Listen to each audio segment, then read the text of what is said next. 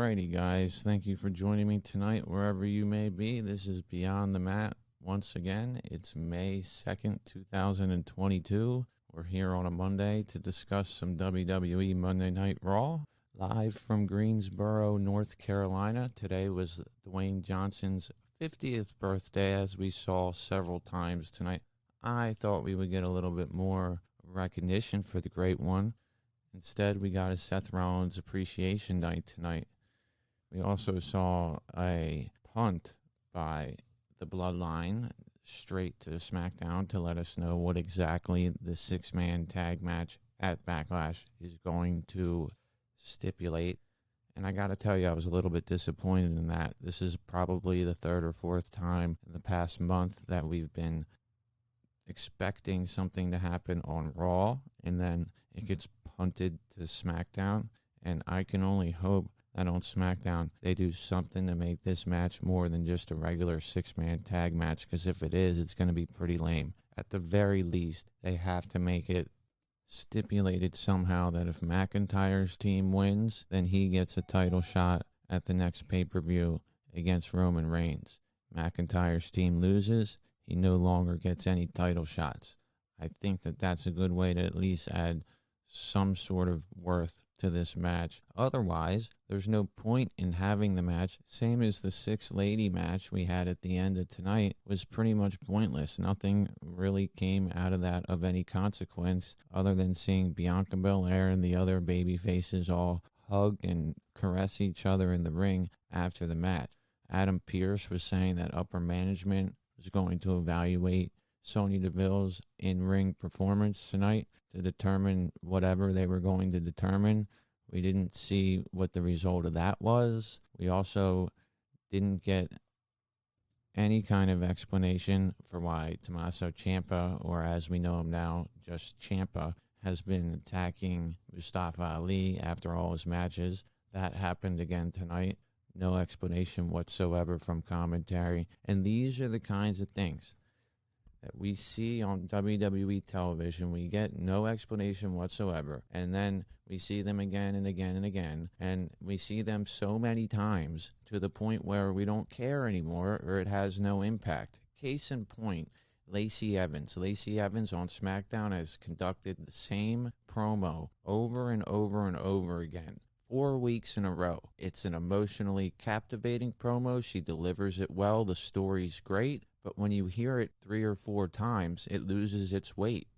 It's to the point now where I'm over it. I don't even want to see Lacey Evans anymore. When she first started doing them, or if they just had done the last one, which happened to be probably the best out of all of them, I would be ready to get right behind Lacey Evans and see her kick some ass. It's getting to the point now where she's telling us so much shit that she went through that I'm expecting her to come through as a heel and say, fuck everybody. I had a fucked up life. Fuck all you people that are here who have all lived a privileged life. I haven't, and I'm going to come in here and kick some ass. Obviously, it's not the direction that they're going in, but it's getting to the point with these sort of things that it's getting diminishing returns. We have Veer coming out for a squash match again tonight. How many times do we have to see him do the same thing? Now, this one tonight was probably the best of all the squash matches we saw. We had the short little segment beforehand where the enhancement talent introduced himself and said he was going to live out his dream tonight. And then we saw Veer quickly squash that dream. That actually made the match a little bit more intriguing and more enjoyable and emotionally captivating. If there's no story to what's going on, to what Veer's doing, then who the hell cares? Tonight, I cared a little bit more. But at the same time, I've seen Veer squash people for the last 9 months. I've seen Veer get hit by an elbow and not sell it, and then proceed to kick somebody's ass for the last 9 months. I've seen no development whatsoever with this guy, and therefore I have no idea what the hell to expect going down the road. Where is a nice white meat babyface to take him down when you need him? Where is Rey Mysterio? I need him to come back and beat Veer so that I can see what they're going to do with this guy after somebody actually beats him. They ruined the mystique of Omos by having Lashley beat him, And quite frankly, Omos is in the same boat as Veer with his development. Hasn't developed whatsoever over the past year. I've seen him at all kinds of live events doing the same things. Now, my buddy Chris saw him down in Florida at a live event, and he said he wrestled a 15-minute match, and Reggie actually got some offense in as Reggie was his opponent. But at the same time, that's one live event, and I've seen many of them where he hasn't gone anywhere. They obviously don't want him to do too much in the ring because every time Lashley has a match, it's MVP talking to him and goading him, and the feud really seems between MVP and Lashley, not Omos. Omos just feels like a surrogate, and I don't see MVP being able to elevate him any more than be able to cut the promos to make the feud intriguing. But still, eventually they have to get in the ring. And what the hell is going to happen when they get in the ring? What the hell is Omos going to bring to the table in the ring? I've said it over and over again. He nearly killed Lashley at WrestleMania.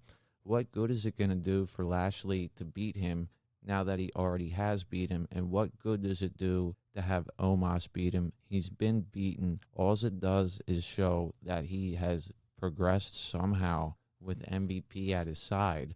But to me, if Lashley's your number one babyface on Raw, why the hell would you have him losing to a guy like Omos? It would make no fucking sense whatsoever.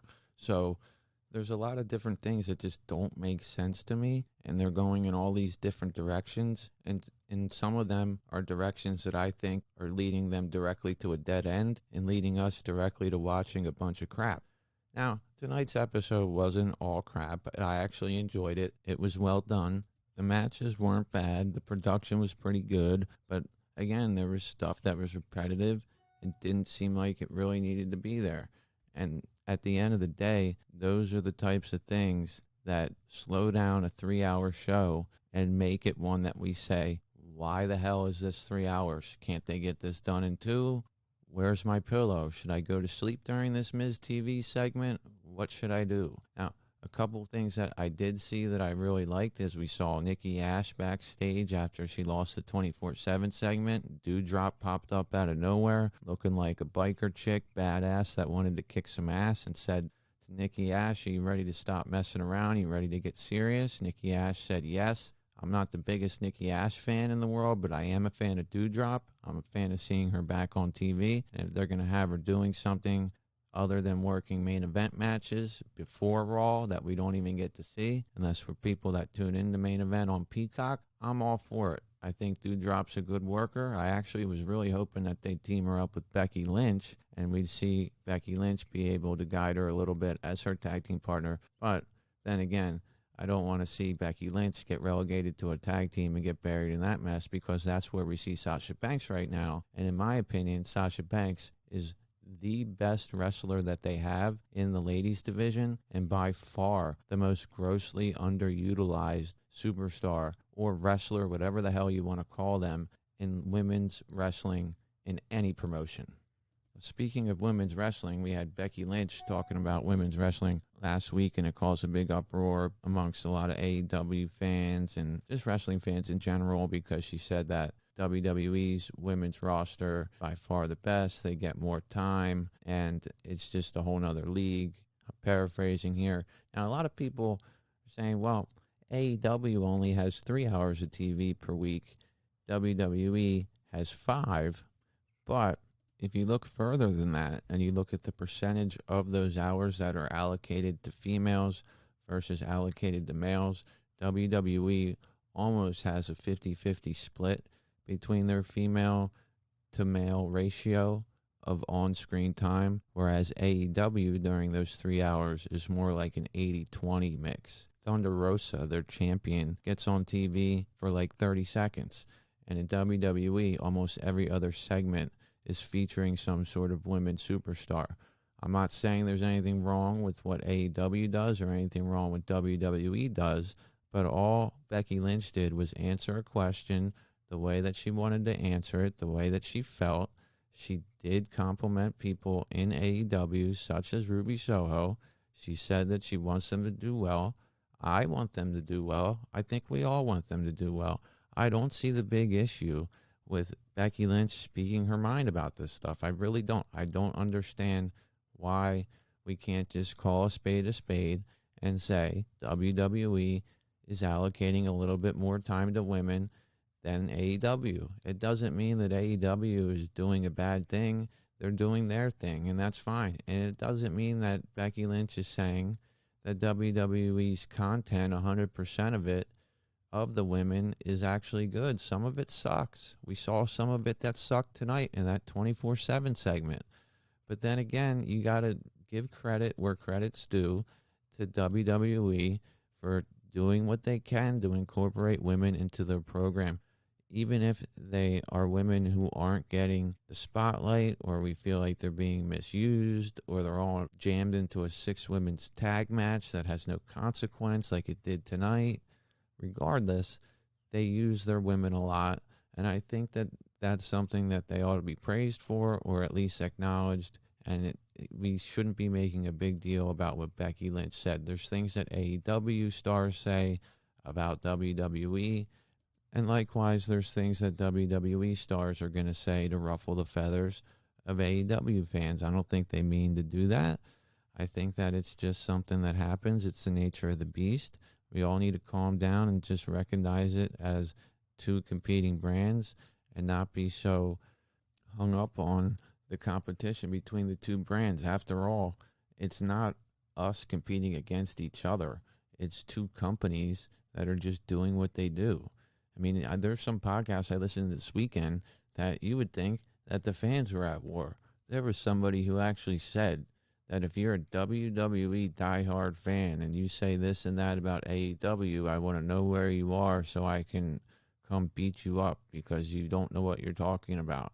Another person criticized WWE for all of the celebrities they bring in, musical acts like Bad Bunny, saying that they're trying to cater to casual fans and AEW doesn't do that and yada, yada, yada. Well, to me, I don't understand what the problem is with WWE bringing in a guy like Bad Bunny who by himself sold out AT&T Stadium, the exact same place where WrestleMania this year was held. They're trying to bring in fans who don't watch the program. Everybody refers to people as casual fans. Well, this bringing in this act will really appeal to the casual fans. Logan Paul, he'll appeal to the casual fans. Pat McAfee, the casual. You know who the casual fan is? The casual fan is the fan who is currently not watching the product. Okay? Somebody like my wife, somebody who doesn't watch wrestling and who will watch it because of the fact that some popular person who's in some other area of entertainment appears on WWE, and then she watches it because of that, and then maybe she takes a liking to what else she sees. That's what happens with this, and that's why they do this, and that's what the casual fan is. I don't understand what this big issue is that people have with WWE bringing in outside entertainers to cater to people who they want to bring in as fans. All they're trying to do is get more fans to watch their product. It's not a bad thing to do. It doesn't hurt the wrestling product. Obviously, WrestleMania was great. A lot of people liked it, and it involved people from outside of the WWE. And I really don't understand this characterization of people as diehard fans and casual. I don't know anybody that's ride or die WWE that's out there saying, hey, if I don't watch Raw tonight, I'm going to die. And if you don't like WWE, then you're an asshole and all this stuff. I just don't understand all of the back and forth, shitting on each other and shitting on each other's products. Like, can't we all just get along? Didn't somebody say that one day? So anyway, back to WWE talk. This week, we had a decent episode of Raw, but the things that I wanted to see happen and to be consequential were not at all. In fact, they were complete teases. The 6-man tag got punted. We'll start off there. Now, as I said today, was The Rock's 50th birthday. So Monday Night Raw, the Bloodline starts out this show. They basically use the entire pyro budget, and then they enter to open up. Heyman says, if the Bloodline remembers correctly, This is where he is supposed to say, "Welcome to Monday Night Raw." Very special treat for you watching on TV and sweeter for you live tonight. Stand on your feet, everybody, because now you get a chance to revel in the greatness of the Tribal Chief. Passes the mic to Roman. Roman actually gets a nice baby face reaction when he gets the mic. He asks everybody to acknowledge him. They do that. Production quickly pipes in a bunch of boos in over that, and then we get RK Bro jumping into the ring. They hit stereo RKOs on Jimmy and Jey Uso, and now they got Roman outnumbered in the ring. Then we hear Drew McIntyre's music, and Roman's really outnumbered at this point. Roman looks concerned and threatened. McIntyre gets a big baby face reaction as he's trying to come out. They start off this with some heat. Drew takes some time entering the ring. He stares down Roman as Riddle and Orton leave the ring temporarily. Drew and Roman come to blows. Reigns gets the better of it at first, but Drew throws him into the corner. He's looking for one of those overhead belly-to-belly suplexes, but the Usos save him from that. Before they get in too much on McIntyre in this 3-in-1 situation, we have RK Bro jumping back in the ring. Then we have 6 men brawling in the ring to start out the show as we go to a commercial. Back from the break, commentary says that order has been restored. They never explain how. Graves then questions what we will see on Sunday with the 6-man match, but Saxton interrupts him and says, well, we still have Smackdown, and I wonder what we will get there. So I think the fact that Saxton said this then, and we heard him say it several times during the night, that we will get some sort of stipulation for this match on Friday. Regardless, right now, I feel like shitting all over what they're doing because they basically teased us with something and pulled the rug out of all of us and took away the unification, inserted Drew and Roman in this match. But I also think we could see something Friday, like I said. They are trying to get everyone to continue to tune in and see what happens. I think that's why they keep punting it like this. I'm still pissed that they did it. I was waiting all weekend for a damn answer to this shit. I do kind of see where this match could carry a little bit of weight without a title being involved if they make it so that if Drew McIntyre's team wins the match, he gets a title shot at the next pay-per-view, being Hell in the Cell. Of course, we all know Drew McIntyre's luck in Hell in the Cell hasn't been good. And then if Drew McIntyre's team loses, he now cannot challenge Roman Reigns at all for his title. That wouldn't be a bad idea to add something to the fucking match. I don't know. Another match I see, though, making it to Hell in the Cell is the Flair and Ronda Rousey one. I can't see Ronda saying I quit in that match, and I can't see Flair doing it either in a way that's clean. I think Drew Gulak's going to get involved in this as the guest referee. Now, before I go too far, the one thing that we do not ever want to see, and I think we all fear when we see these I Quit matches, is that it's going to end with some sort of playing over the loudspeaker of somebody saying I quit, like they did with The Rock and Mankind back in the day. I don't think that's going to happen. I think Gulak's going to get involved as a special guest referee. Both women are going to have themselves in some sort of tie-up where they're both locking in a submission hold on each other, both asking each other or demanding each other to say I quit. And Gulak's going to misread something Charlotte says, call the fucking match and say Charlotte loses. Ronda's going to become champion. That way, Charlotte will have an opportunity to challenge Ronda back and have something that she can lean on as a reason to do that. I do think that the match at WrestleMania was somewhat subpar because they knew they were going to be carrying this out to Backlash and probably to the Hell in the Cell, like I said. And I think that they're going to have a much better showing this time, given the fact that they have the flexibility to do the physicality you see in an I Quit match. However, I still think that the entire story has been horrendous to follow.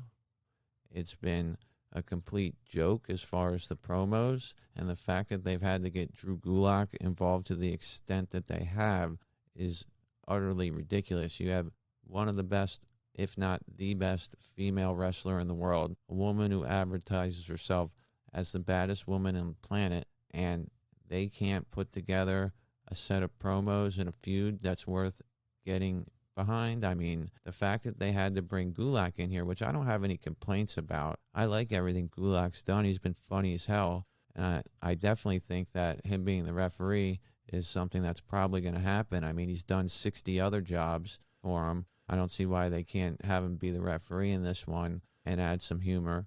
But it really has been funny seeing him go out there, fuck something up, and then get beat up by a woman. And then the next week, mess something else up and then get beat up by the other woman. That's their way of not having these two women have any kind of physical altercation, but then still maintain heat on the whole feud, and that's fine. Now, we're talking about Raw, not SmackDown. I was just trying to say another match that I thought would go to Hell in the Cell. I think Drew McIntyre and Roman Reigns is going to go to Hell in the Cell, and I think the vehicle for that is going to be the 6-man tag match. Hopefully they add something else to it, but I doubt that they will. They've already pulled the rug out on the tag unification. I think that the reason they did that was that last week there was a TMZ video that surfaced about Jimmy Uso and his DUI he had last summer.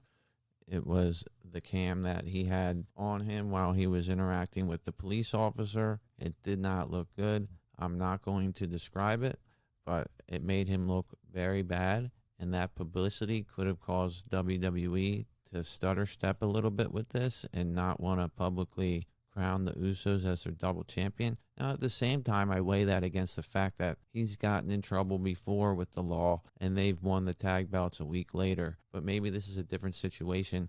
Now, I preface this all by saying I have a tremendous respect for Jimmy Uso for the fact that since he's gotten these DUIs, he's gone through a lot of treatment. He's tried very hard to get over the alcohol problems that he's had. And alcoholism and drug addiction is not an easy thing to deal with. It doesn't discriminate. Anybody can get addicted to something very easily.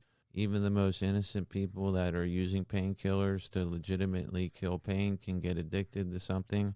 And if you are somebody out there that's struggling with any kind of substance, I highly encourage you to seek help. There's plenty of places to get help with treatment on drugs and alcohol. But that's all I'm going to speak on that.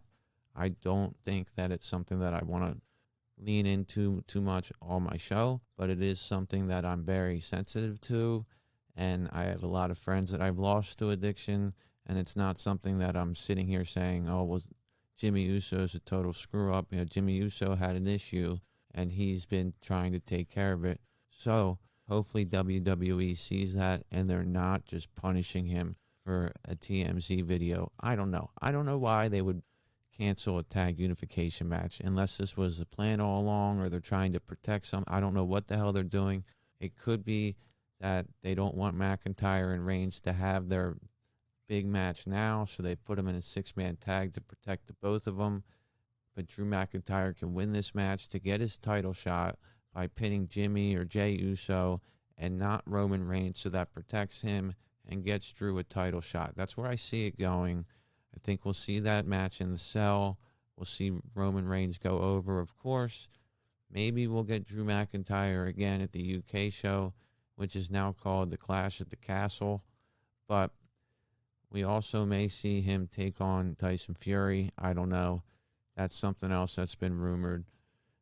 Other than that, I don't have too much to say about this. We got to wait till SmackDown to figure out what the hell's going on with these guys. I really thought that we'd get an answer tonight, but we didn't, and we got the rug pulled out from us, and they kicked the can down the road a little bit more. A little bit pissed off by that, but life goes on. We got to continue to cover the show. So next up, we got the Street Profits backstage. They're meeting Ezekiel, telling him that they already know his name. They want him to drink from his red cups. Gable and KO come in, say, what is this? Drinking on the job? This is pathetic. KO says, yeah, it's pathetic. Your name is not Ezekiel. It's Elias. You're a liar. Gable says, you know, you can trick a lie detector if you're the most insidious liars of all. KO then freaks out and says, we're going to prove it. He knocks the drinks out of their hand. Gable threw a shoosh in there somewhere. It was a pretty funny segment. KO is really keeping this Ezekiel stuff pretty amusing and interesting. I think without him involved, this thing would flop, but it's actually getting over with me. I'm intrigued to see what happens with Ezekiel every week because of the fact that he's involved with KO, and Gable's another guy that they're adding into it who's extremely funny, extremely talented, and making this feud actually worth something. And Ezekiel in the ring is getting the opportunity to show something that we all wouldn't see if KO and Gable weren't there because we wouldn't care if he wasn't up against somebody who matters. So when you have him in there with Gable and KO, it becomes, entertaining to watch, but it also rubs him up against people that you want to boo or that you want to cheer for when you see them get their ass kicked. So Ezekiel's getting babyface reactions because he's kicking the ass of Chad Gable and KO in the ring. So this match starts out, the commentary talks about how the Profits have developed a little bit of an edge. But the thing is, they're not heels. They're positioned as faces here with Ezekiel. I don't understand the whole edge shit and where all this is coming from. I do see that they turned the Usos music on one time to help them win a match, and they ran it on the RK Bro a couple times, but they're still baby faces at the end of the day. So Gable and Dawkins start this one out. Dawkins hits a shoulder block and a gut-wrench suplex, continues to run the ropes in a little bit of a fancy way. He hits another shoulder block, tags Ford in there.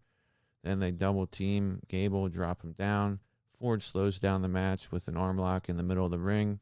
Gable then fights smoothly out of this and hits a drop toe hold. Gains control of the match with a modified arm bar of his own. Gable really looks like a nice technician in the ring here. Ford fights back, hits him with an arm drag and a drop kick.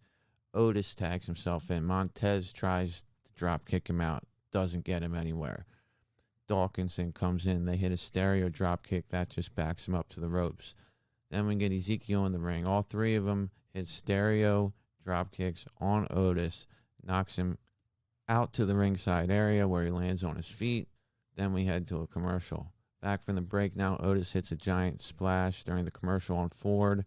Then we have Gable with a Kimura lock on Ford in the middle of the ring, who is looking for a tag, but Gable gets rid of Dawkins off of the apron. Ford goes for a sunset flip from the apron, and Gable counters it with a really, really nice-looking Northern Lights suplex. KO then tags himself in, stomps himself a mud hole in Ford, nails him with a lariat, drops a back senton on him, then goes up top for a moonsault off the top rope, goes for the cover, gets a near fall, then he slows it down with a rear chin lock on Montez Ford. Ford then reverses a back suplex attempt by KO, hits an enziguri. Both guys go down. We get hot tags to Ezekiel and Gable. Zeke hits some elbows on him, then a giant spinning spine buster on Gable. Then Otis tries to make a save, but Zeke sends him ringside. Zeke reverses a corner charge by Gable with a kick to the head. Then he hits a stinger splash on Gable in the corner, followed by a stalling suplex for a pin attempt, but Otis makes a save on that one. Everyone starts to brawl in the ring and gets sent out front of the ringside area into the entranceway. Eventually, KO and Zeke are isolated in the ring. Zeke hits him with a Luthez press and some mounted punches. Ezekiel gets distracted by the action out front, and then Gable comes in, rolls him up for the 1-2-3. So the heels end up standing tall here after the shenanigans out front. Ezekiel kind of looked like an idiot as he was kicking some ass in the ring and got distracted by the action out front, but whatever. Owens walks away from this looking pissed off. The match itself was pretty good to me. Not that great. They put over Ezekiel's offense, which was nice, by having him up against Owens, Gable, and Otis. They took a lot of time during the rest hold so commentary could put them over. The finish was a bit abrupt and rushed, in my opinion. But to me, Gable needed a pinfall win here on someone. He hasn't got one in a while. Getting one on Ezekiel helps keep Gable hot.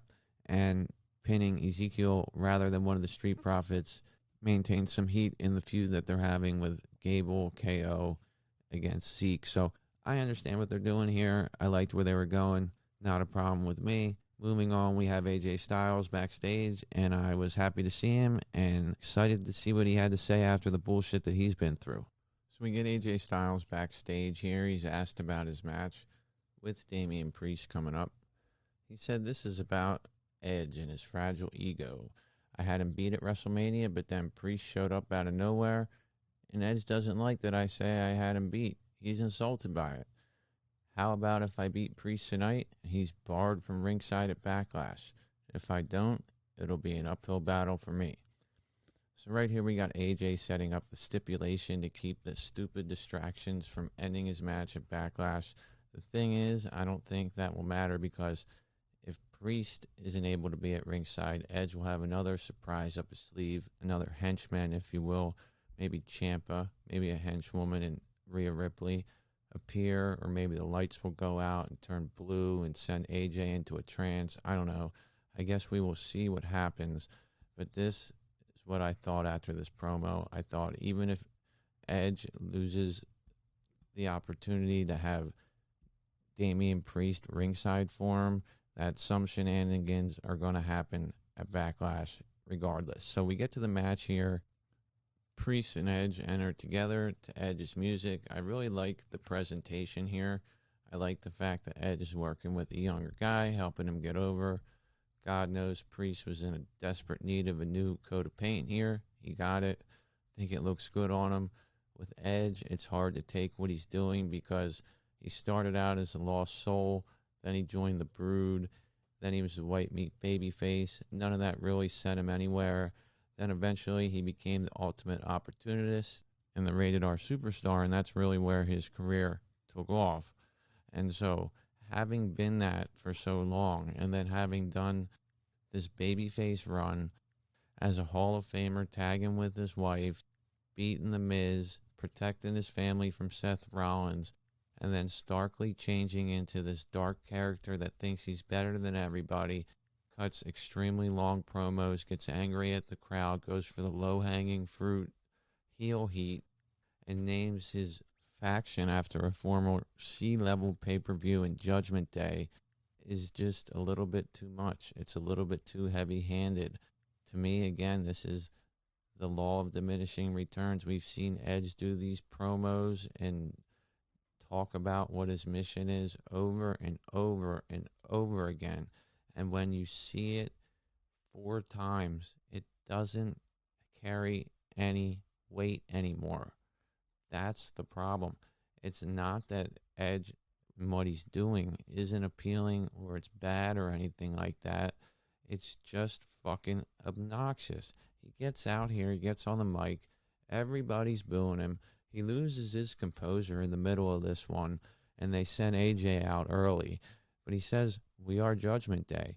And he says this as if we didn't already know they were introduced as Judgment Day. Commentary put him over as Judgment Day, that we've been talking about Judgment Day for the past week. We already know.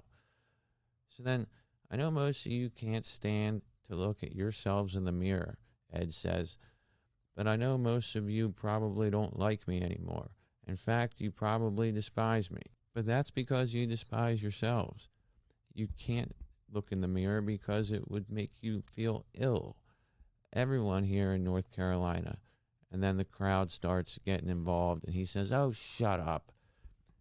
It's a miracle you can put on your shoes and get here and get up into your seats tonight.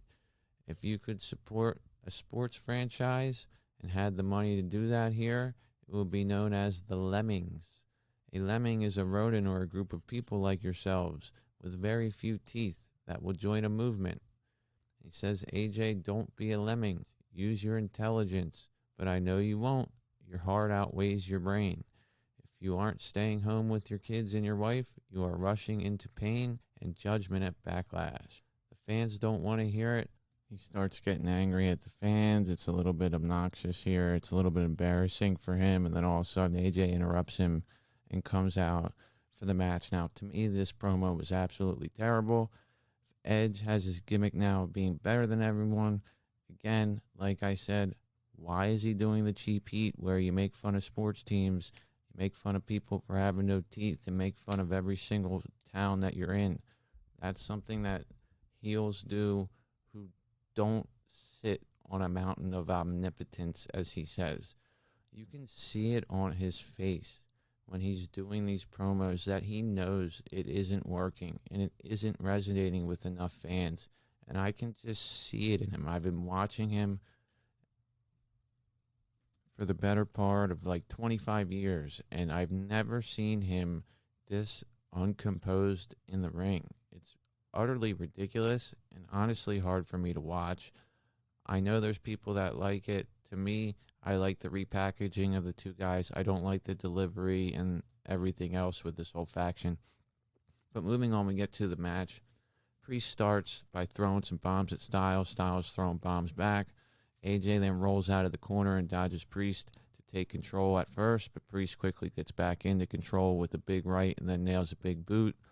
He runs AJ into the turnbuckle, hits some stomps. Edge is laughing at ringside here. Priest then hits a nice Falcon Arrow suplex, goes for a pin but only gets one, locks in a rear-seated armbar. Styles fights out and hits some kicks, reverses a blow by Priest, then nails him with an elbow. Just before Priest picks him up, tries to run him out of the ring, but Styles rolls through and sends Priest to the ringside area. Priest then gathers himself. Styles launches off the top rope, sticks Priest with a really nice-looking phenomenal forearm. He continues to work on Priest ringside, runs his face into the post, gets into the ring to save himself from a count-out, then charges Priest, who used that opportunity to counter him, pick him up, and run him right into the ring post, planted his face real hard into it. We get to a commercial break, come back from it. Styles hits a stinger splash in the corner. Priest then fights out with a series of kicks and then nails a roundhouse kicks to the face of Styles. He makes a cover on that, only gets two. Priest is now in control of the match, puts Styles up on top of the turnbuckle, lands some real hard right hands. Boos start raining in as he looks for a superplex, but then Styles slides out of it. Styles hits a really nice looking rack bomb in the middle of the ring for a very, very close near fall. Then Styles hits a nice sunset flip for two. Nails an enziguri before Priest counters a charge with a backbreaker for his own 2 count. Priest then looks for a Razor's Edge on AJ, but AJ slides out, blasts Priest with a Pele kick. Both men go down. Styles charges Priest in the corner, but is sent out to the apron. AJ then nails Priest in the face with a forearm, sets up for the phenomenal forearm, waits a little bit, springboards himself up, but runs right into Priest's fists. Gets hit with the South of Heaven chokeslam. Priest goes for a pin, but only gets a near fall. Priest then looks for a reverse STO, but gets blocked by AJ. AJ hits him with an elbow to the head, then rolls him up for a calf crusher. Edge then gets on the apron to distract Styles. Styles runs into Priest for a second time and rolls him up for the 1-2-3. Immediately after the pin, Edge gets in and attacks Styles. Priest hits a reckoning on Styles. They go for a chair, go for a concerto here, and Finn Balor's music hits. Finn Balor comes out, lays out Priest, then takes down Edge and hits some punches. This fends off the heels, and Balor and AJ stand tall. They hug each other in the ring, and I was really happy to see this happen. I was really happy to see AJ get some backup, and I was happy it was Finn Balor. He's been booked to oblivion lately. We haven't really seen him do anything strong. It was awesome to see his music come on and him run in, sort of 90s run-in style where you only hear the first 10 seconds of his music, and he comes in there and saves the babyface. Finally, we get some evening of the odds against this Judgment Day faction. Happy to see that.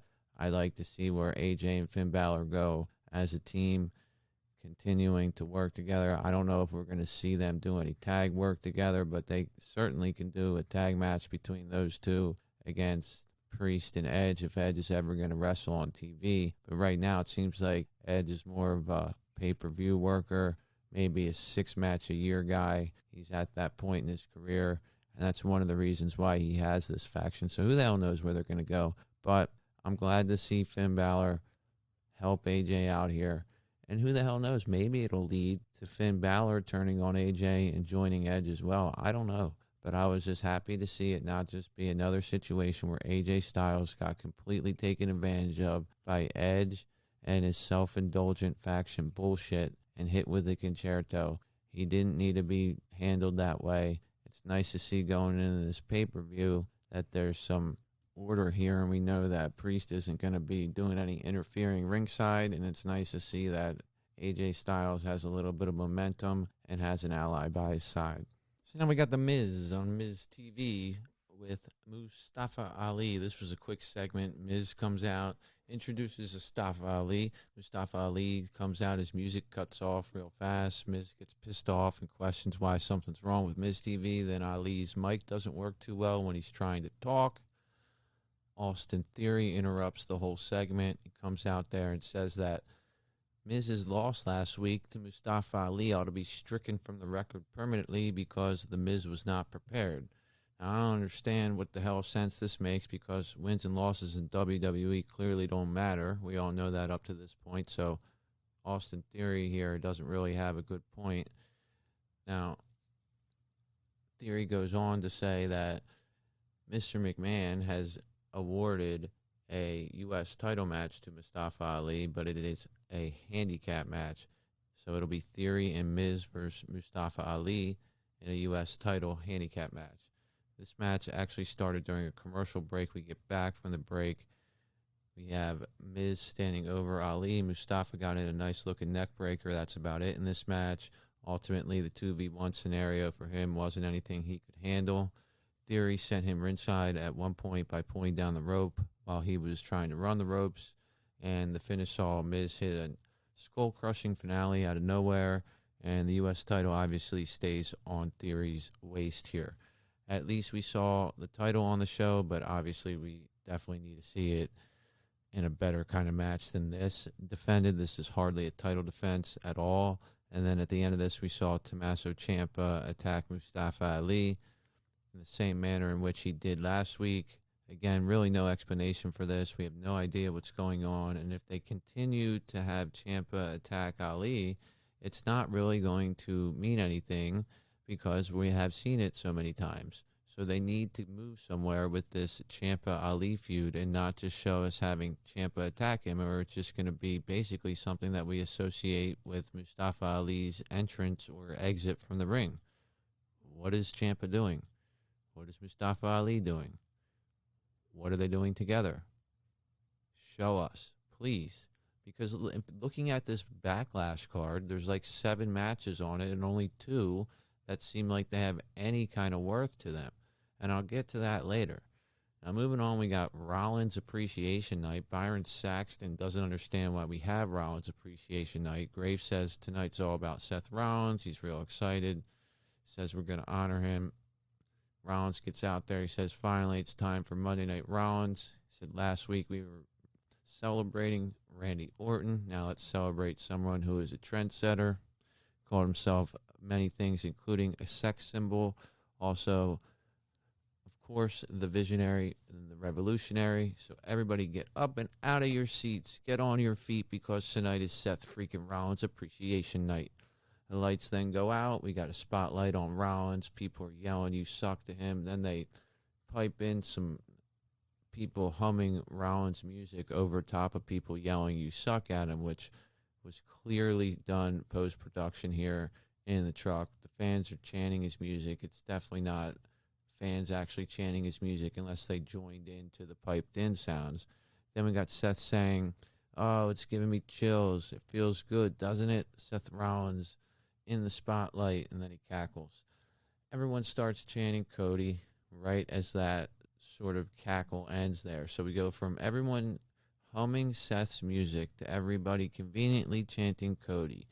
Now, this was well done production-wise, but it was definitely not authentic at all. There's no way that an entire arena went from chanting you suck to humming Seth's music to chanting Cody. So then again, in response to the Cody chant, Seth says, funny you should mention that jerk, because at WrestleMania he tried to steal my spotlight, but at Backlash I will show the whole world how you can't steal my spotlight, because the spotlight is Seth freaking Rollins. Then chants of we want Cody start to break out. Seth says, you've forgotten how good I am, but I had my crew put together a highlight reel here showing my rise to stardom. So he points to the video screen. Looks like he's going to throw to a video package, and we get there's more than one royal family in wrestling come over, and Cody Rhodes enters to his music. Now, again, with this one royal family in wrestling, no shit, there's more than one royal family in wrestling. There's a lot of royal families in wrestling. There's the Hart family, the McMahon family, the Samoans, the Bloodline, the Armstrongs. Do I need to keep going? I mean, how many freaking the Snuka family? I mean, there's so many freaking different families. Why is it just the Rhodes family and one other family, according to this intro? But anyway, I digress. So Cody grabs a mic. Seth says, if you aren't out here to give me flowers, then shut up, please. Cody then says, oh, you want flowers? Congratulations, Seth. Everybody, congratulations, Seth Rollins, as he gestures to the crowd. Cody then says, so what are we seeing here? This superiority complex. It's like your loss at WrestleMania has made you crazy. You are in Johnny Polo getup. I've been professional, courteous, even when he shoved me off the top rope. I was a gentleman about that. I have a feeling you are going to cross a line at Backlash. I can tell you, you are one of the best superstars in the last 20 years, and that is true. However, I could also tell you you are delusional, and that would be true too. Seth says, me? I'm the one who's delusional? That's rich coming from you, kid. And Seth says, hear me out. The American Dream, Dusty Rhodes. He wrestled hundreds, if not thousands of times in this arena. Dusty chance to break out in the arena. Dusty really wanted to be the WWE champion, but he wasn't good enough. And as long as I am here, you are not good enough either, he says to Cody as he cackles, and then they start to brawl. He drives him into the corner with some punches, but Cody gets in control, gets mid-ring, hits some shots to the head. Then he grabs a rope, nails a nice-looking Cody cutter. Really nice-looking there, actually, especially because they were both wearing suits, so it looked even better. Cody then says, you left your jacket, as Rollins gets away from him, and he throws Rollins' jacket into the crowd. So that segment ends with a little bit of heat between the two of them. The best part about this is that it wasn't the opening freaking segment of Raw that Cody Rhodes was on with Rollins, and Cody Rhodes and Rollins did not close the show once again. So up next we had Lashley and Cedric Alexander. Now, earlier in the day, we had Cedric Alexander bothering MVP about reforming the Hurt Business. MVP didn't want to have anything to do with it. And Cedric said, listen, Shelton Benjamin ain't here tonight. I got a match against Lashley. Take a look at this and tell me what you think. And that gets MVP's attention, says, all right, I'll be watching. During this match, MVP actually came out. Now, Lashley had a nice star-studded entrance. He entered on the pedestal like he did at WrestleMania. Had a nice baby face reaction, was kissing baby, slapping backs on his way to the ring. He looked real great in his red and black tights. Match starts out with Bobby beating down Cedric, but Omos music hits. Cedric takes advantage of the distraction, and MVP says, look at you, Bobby. You're letting Cedric do this to you. Look how far you've fallen. Bobby then misses a charge into the corner and gets beaten down by Cedric a little. MVP says, Berto, without me, you are nothing. Fans are cheering on Bobby, and MVP says, don't encourage him. Lashley gets out of the ring at this point because MVP is distracting him so much. That allows Cedric Alexander to go for a suicide dive, but Bobby sidesteps that, picks up Cedric, runs him into the barricade, picks him up, rams him into the ring post, brings him into the ring, sets up for a spear, completely folds him in half like a goddamn lawn chair with the spear, and then locks in the Hurt Lock for an immediate submission. And Cedric Alexander is completely wasted here by Bobby Lashley. I don't really need MVP with Omos here. I don't understand it at all. Omos has made no progression whatsoever. Been watching him for a year. Doesn't do anything more than he did before. Sure, he could work a little bit of a match with somebody who's athletic, but he's going nowhere. MVP bringing him up only makes this feud intriguing. It doesn't make Omos intriguing. And they can't have Lashley doing this stuff with Omos for too long. He's too big. If he loses, I think it hurts him too much. He's got to keep winning. But again, what does a win over Omos really do for Bobby Lashley? He's already beaten him. I guess having MVP with Omos makes the win a little bit stronger for Lashley. If he does win at Backlash, I really hope they don't string this out over 3 months and send it to the Hell in a Cell pay-per-view, because that would be a complete waste of time for Lashley. Liv Morgan asks why she ambushed Rhea. She says, and this is summarizing here, that she did the same thing to Rhea that Rhea did to her. She said that she trusted her as a tag team, she had her back, and then she was blamed. She said that she was the reason and she was the problem. But the thing is, she thinks that Rhea is her own problem, and Liv cannot fix Rhea's problems for her. And if she doesn't agree, then watch me, as Liv always says. Now, I will say this about Liv in this promo. Usually her promos feel very scripted, feel very uncomfortable. She feels uncomfortable. And in this situation, she actually felt like she was doing something that she could do and was confident in and wasn't scripted. So I didn't have a problem with this promo at all. I thought she executed it well. So now we have the 24/7 segment. I'm going to go through this really, really quickly. It's a complete waste of time. The most intriguing thing about it is what happened after it, but Dana and Nikki Ash had to have a match for this belt. Dana ended up winning the match. Almost everybody in the 24/7 hoopla got involved in this. At the end of the match, after Dana tried to leave, Reggie tried to roll her up, but she kicked out of it, and then she eventually got on the announce table and told him she wants a divorce. Now, backstage, R-Truth said that he will be the official lawman for Reggie because he does not have a prenuptial agreement. Doesn't seem like he even knows what a prenuptial agreement is. And then we see Nikki ASH backstage looking distraught about losing. And Doudrop appears in a nice leather jacket, looking like a badass biker chick or something that's ready to kick some ass. It says, "You ready to get serious now? Are you ready to stop messing around?" Nikki Ash sort of looks distraught and says yes. And it seems like Doudrop's going to be reappearing on TV here and working with Nikki ASH in some sort of heel tag team situation. I don't really care about what happens with Nikki ASH or Nikki Cross or whatever. In fact, I would like it to be Nikki Cross and not Nikki ASH anymore. Maybe we see a gimmick change. Maybe that was all what that was about. I don't know. But at the very least, we know that Doudrop and Nikki ASH are going to have some sort of alliance. Makes sense. Like to see where it goes. Moving on, we had the main event. Bianca Belair, Liv Morgan, and Asuka take on Becky Lynch, Rhea Ripley, and Sonya Deville. Classic heels versus faces. 3-on-3 ladies match. No stipulations, no implications whatsoever. Becky, Rhea, and Sonya all enter first. Becky gets a nice mixed reaction. More of a face reaction than anything. People are always happy to see her. Faces then enter. Nobody seemed to really care about Liv Morgan. Asuka got a huge pop. Belair got a mild reaction. Middle between all three faces. Asuka got the biggest pop out of all the faces here. I hope Rhea kicks some ass here in this match, is what I was thinking. Now, we start out with Asuka and Becky Lynch.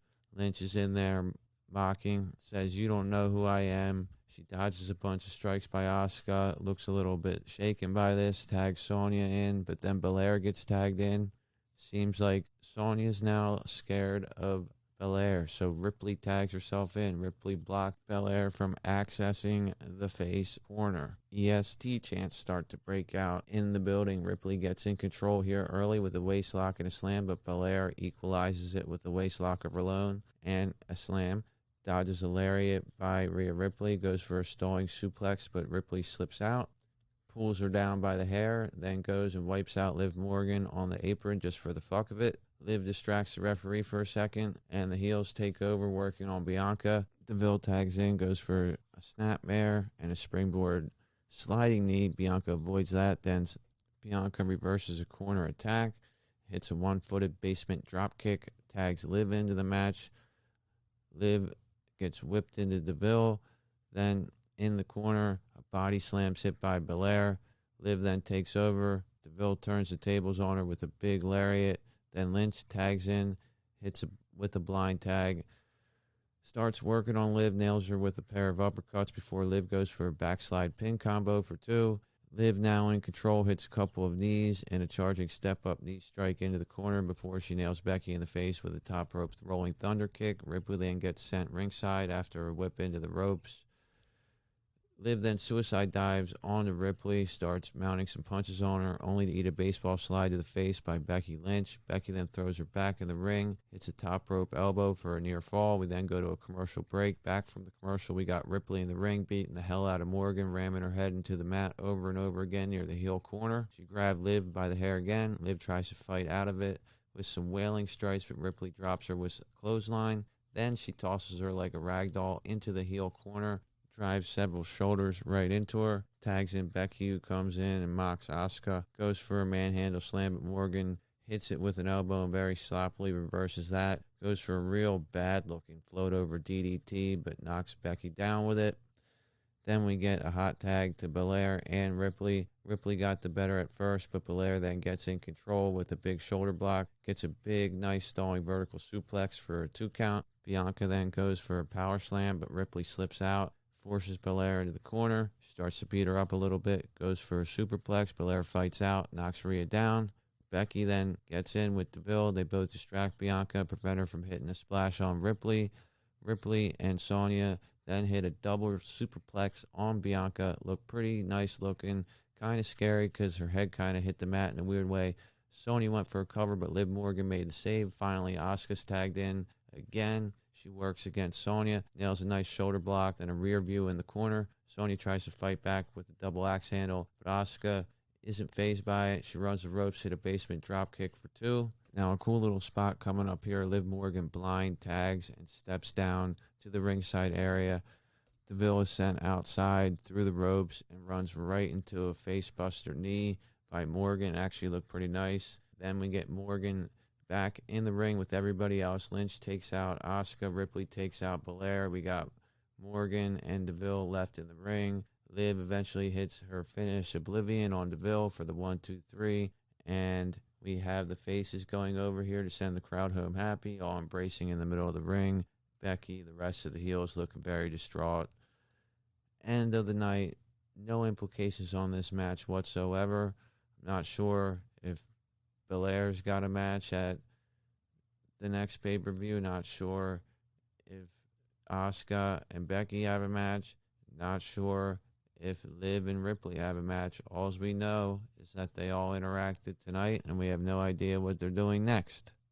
I wish that we could have seen a little bit more stakes on this match, a little bit more explanation on what the hell's next, but we don't know. We'll have to tune in to Smackdown to find out, and that's pretty much all I can say. I don't know exactly where they're going.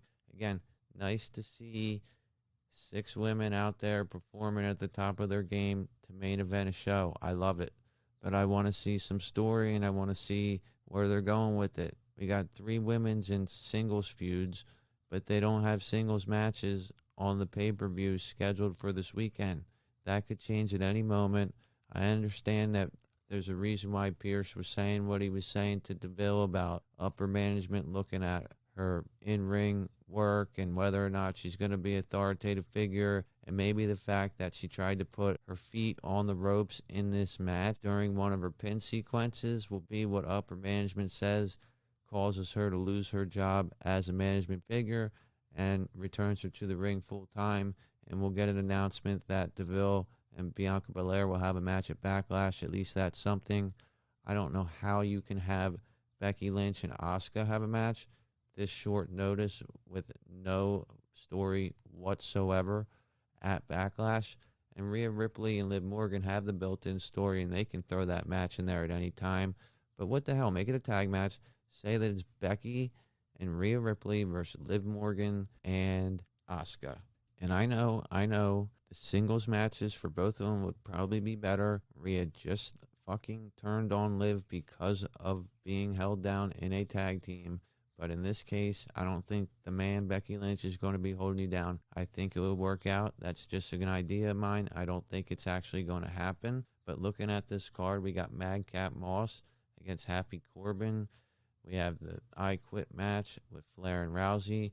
We have the 6-man tag, RK Bro and McIntyre versus the Usos and Roman Reigns. Edge and AJ Styles, Cody Rhodes and Seth Rollins. And I don't even know what the hell else. Is the women's tag team match going to be on this show? Is the women's Raw title going to be on this show? Is the IC belt going to be on this show? Is the US title going to be on this show? We haven't been told anything about that. Doesn't look like it will be, but we will see. Other than that, guys, that's pretty much all I got for tonight.